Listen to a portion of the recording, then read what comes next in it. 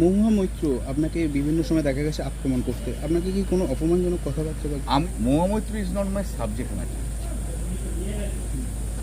Mahua Moitra is not my subject matter একটা যে ওকে নিয়ে কথা বলবো।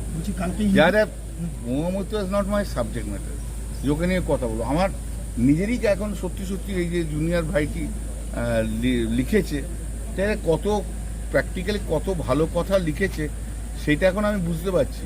মানুষের তো অনেক কিছু শেখার আছে। আমি আননেসেসারি মানে আমার সময়, এনার্জি আর মাইন্ড এরকম একটা ওয়েস্টফুল লেডির জন্য আমি খরচা করেছি।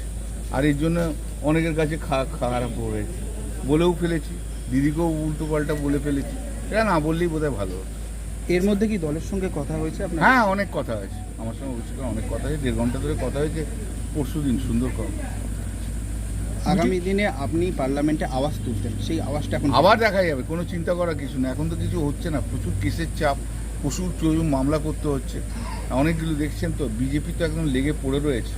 আর আগামী 6 মাস প্রচুর মামলাও হবে। এদের বিজেপি, সিপিএম, কংগ্রেস সব হাতে হাত মিলিয়ে সব মামলা করছে। সরকারটাকে তো যে চেষ্টা করছে, দিদির ওপর যে আঘাত দেওয়ার চেষ্টা করছে, সে আঘাতটা তো রুখতে হবে। একটু কয়েকটা দিন যাক। আরে এইবারে তো হাউসে কিছু নেই, শুধু তো চেঁচামেচি আর বন্ধ হয়ে যাবে, আর কি আছে।